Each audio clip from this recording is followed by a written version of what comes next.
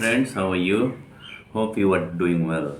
And you must be aware about the recent disclosure by the Supreme Court of India regarding names approved by Supreme Court Collegium for the appointments of judges of the different high courts from 9 11 2022 to 10 11 2024.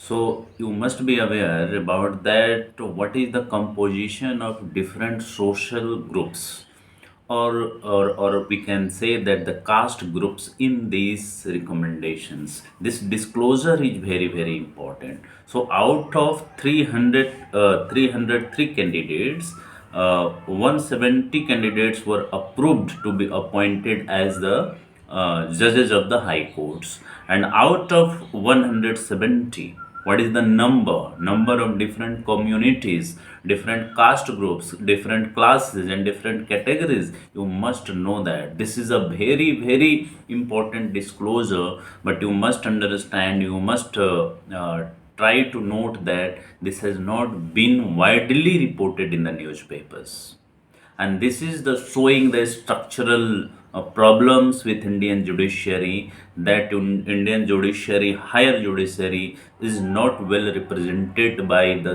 different social groups. And of course, it is not the disclosure regarding the appointment of judges to the Supreme Court of India. It is only related with the high courts, different high courts from 9 11 2022. I mean, date is 9, month is 11, means November 2022 to 10 11 2024. So between this time frame, out of 303 candidates, Supreme Court Collegium has approved 170 candidates for the appointment of the judges, and in this period, it will be eye opener for all of you to know that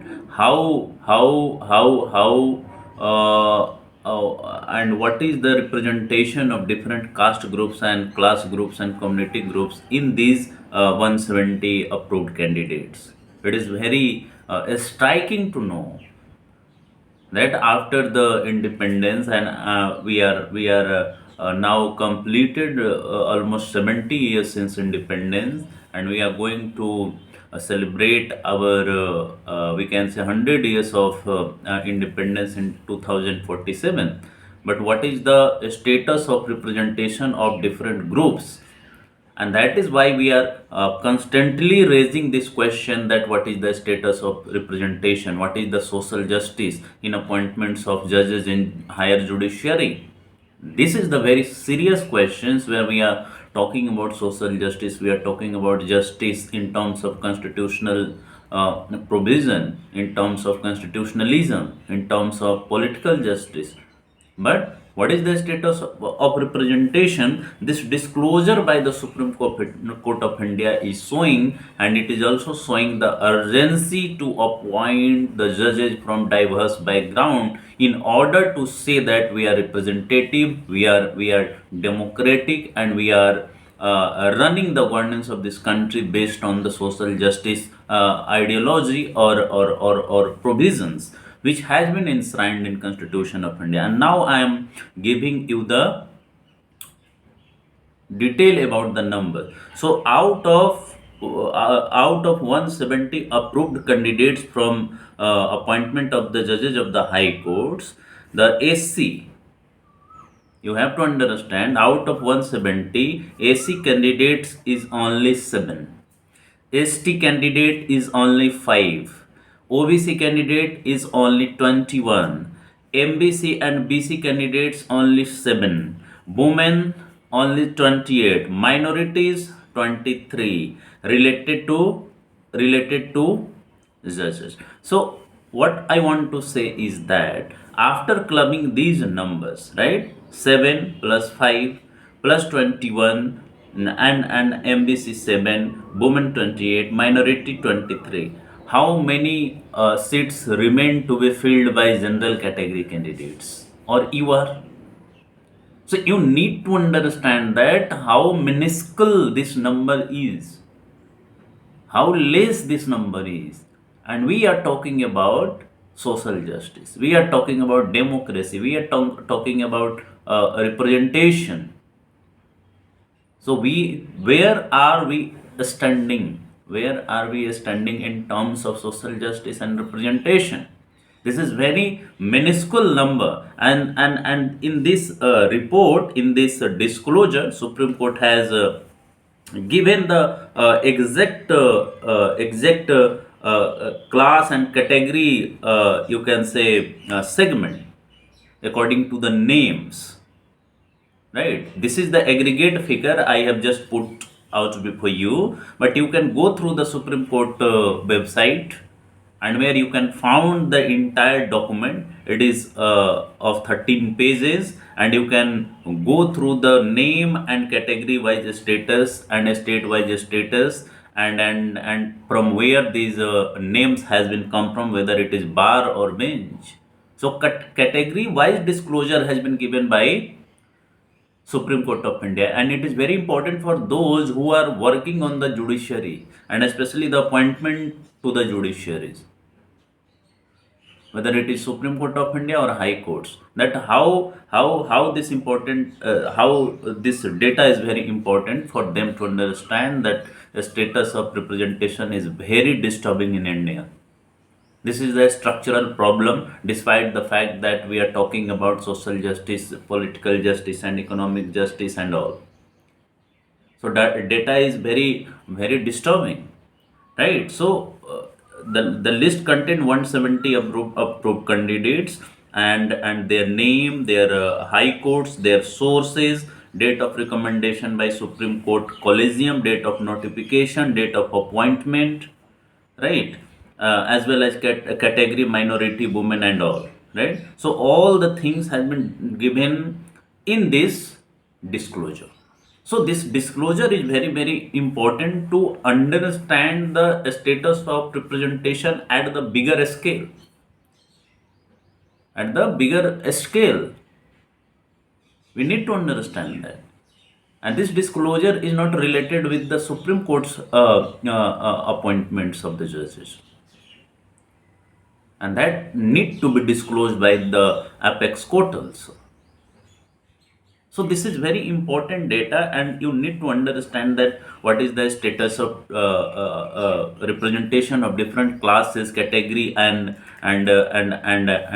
their family background and other things. It is disclosing many things about Indian judiciary, whether it is representative or not. But we must welcome the initiative taken by the Supreme Court of India, and this kind of disclosure should be the rule, not the exception. There must be accountability and transparency in appointments. How many judges from different background has have been appointed must be disclosed by the Supreme Court of India and different high courts. Otherwise, the trust of people will diminish. The trust of people will decrease. They will doubt the functioning. They will doubt the appointment process. They will doubt the collegium. And of course, collegium. I am not in support of collegium, right?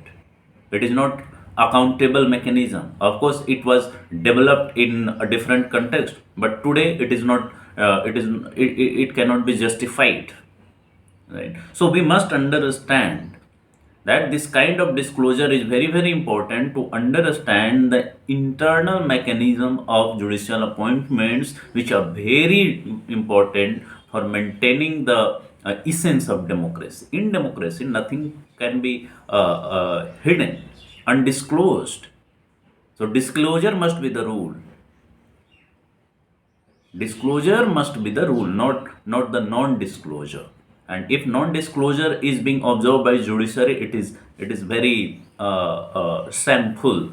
It is very disturbing, because we are living in the democracy. We are talking about that disclosure is rule and non-disclosure is exception. So in judicial appointments also, there must be disclosure. So once again, I will reiterate the number. So out of 300, three candidates, 170 has been accepted and approved by Supreme Court of India by the Supreme Court Collegium, and out of 170, just try to note the number of different categories and class and gender. AC only 7, ST only 5, OBC only 21, MBC slash BC 7, women 28, minority 23, right? And out of these, there is one category also related to judges, and means that the 12 candidates were related somehow how with the judges, former judges or incumbent judges. So you have to understand the social composition, cultural composition, gender composition, class composition of the recommendation of these 170 approved candidates for appointment of judges in the different high courts of this country, right? So it is very very important data, it is very very important disclosure by the Supreme Court of India, which we must learn, we must analyze and discuss at the different level. But because this disclosure has not been discussed, discussed in many newspapers, right? So it should be the front page news of the newspapers, but they have not reported. Somewhere it was contained in mainstream newspapers, right? It was not reported on the front page. This is very very important disclosure, but newspapers are run by those people who have certain vested interest, right? So which news will be printed on the front page or the or in the second page is being determined by the editorial boards, and they have certain interest, certain vested interest. But this important things has not been discussed much and discussed in a very analytical way in the newspapers and on the TV channels debate. This is very serious issue. So guys, you must know, you must analyze this, and it is easily available, it is easily accessible on the Supreme Court's website.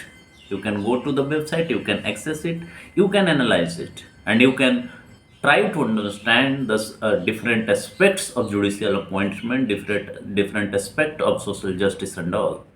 So with this, I will conclude this information, because this information was very important. That is why I'm sharing with you, right? So go through the Supreme Court's website and access this information, analyze it, and discuss it in your groups, that how judicial appointments are going on, what is the status of social justice, what is the status of representation of different categories and community in the appointment process of the judges of the high courts of across India, right? And it has been put on the Supreme Court's website, and it is public now. You can access it, you can utilize it, you can utilize for generalization, your understanding and for research. So thank you so much. Jai Hind, Jai Bharat, Jai Samvidhan. Thank you.